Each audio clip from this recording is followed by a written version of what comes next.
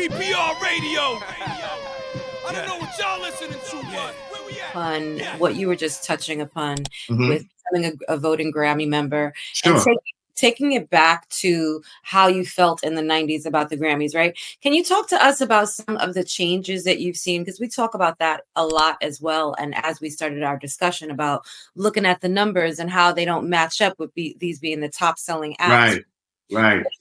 What is your feel about the way that things have transitioned, and what would you suggest when it comes to artists that are viewing now and they're like, I really want to break into this. What's my best positioning, right? Should I get a manager? Should I do this? Should I try to go to the label?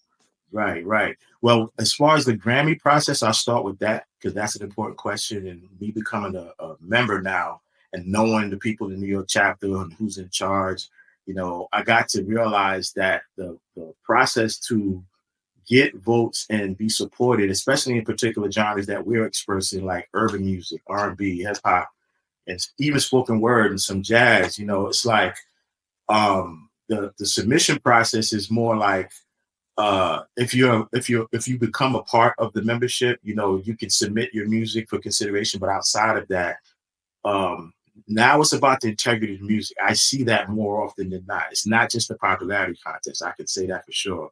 In the last 2 years that I've been involved, they're really taking the time to listen to the music. They're really taking time to pay attention to who's in the market, even if it's independent. It's not getting heavily marketed for awareness.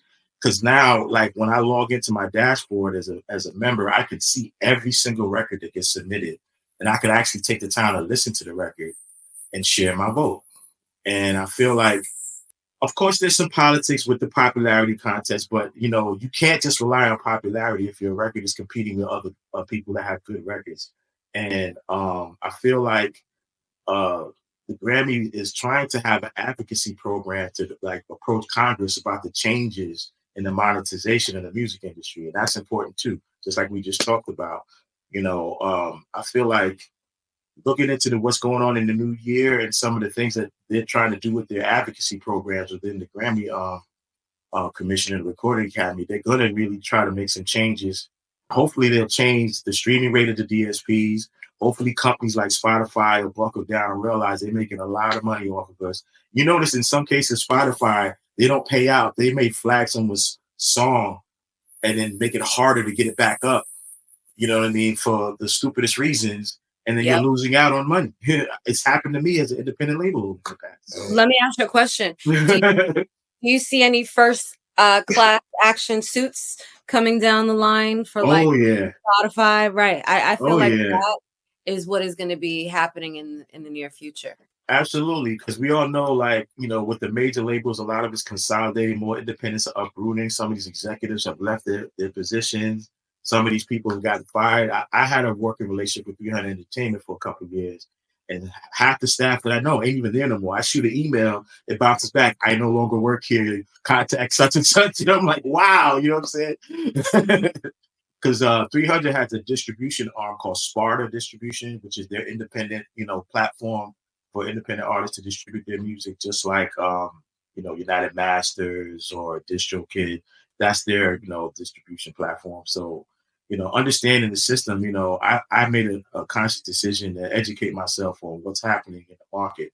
And of course, the technology changes, AI technology. There's just so much going on. It's like if you don't stay in the know, you're just gonna lose. You're gonna lose your job, man.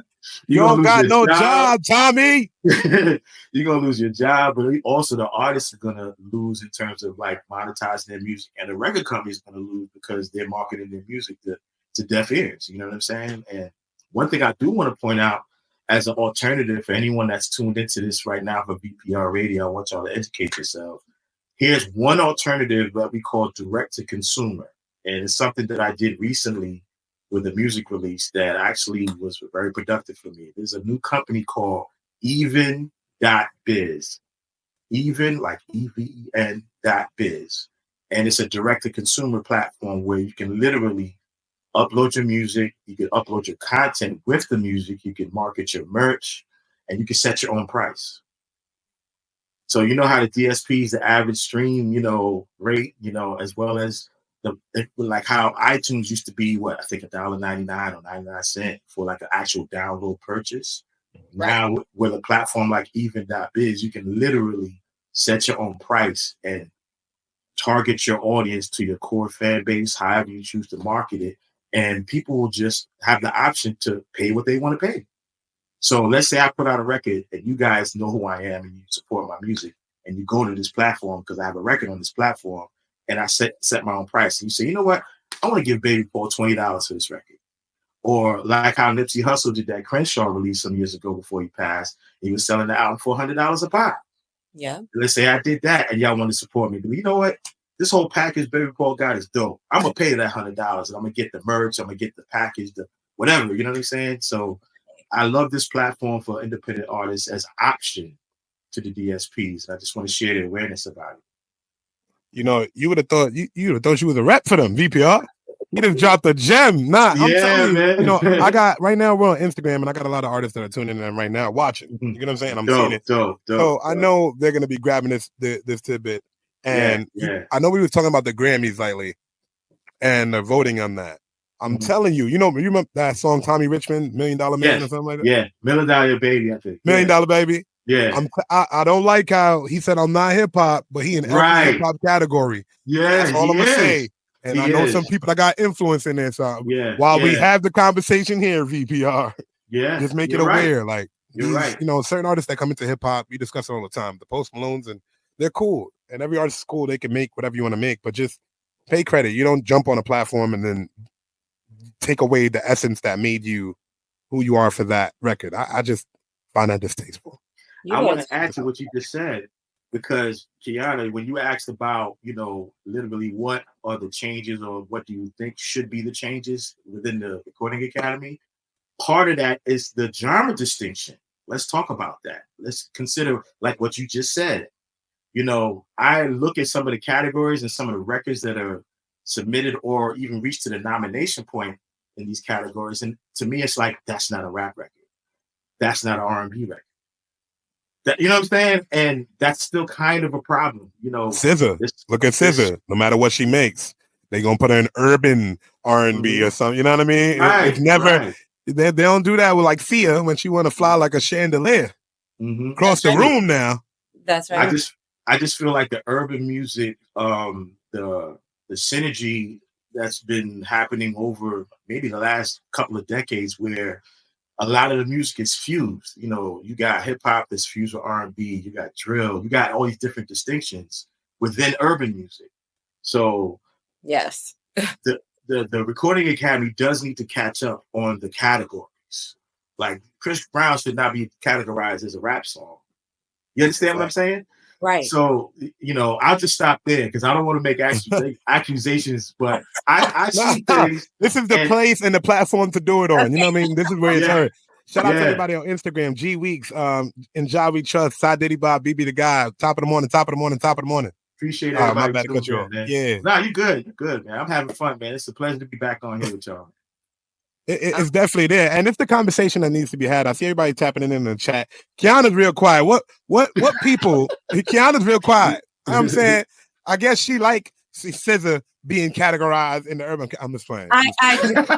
Listen. No, I completely agree, and I know that Baby Paul has so much to contribute to this, and that's why I'm just like letting the gems drop because. It is so true. And there's so many areas that need defining and tweaking. And that's why I'm happy. Like, between him, Marcus, right? He's a voting member. Eric Lindsay out in Atlanta. So a lot of people that have even crossed paths here on VPR, Lachi, right? And Namel, Mr. Tap Waters, and they're including, disability inclusion into music as an overall and what that actually looks like. So when I see these things transpiring, it really makes me happy and hopeful, right? Because there, especially when it comes to hip hop. VPR Radio with my girl Kiana and my DJ FMI. Don't say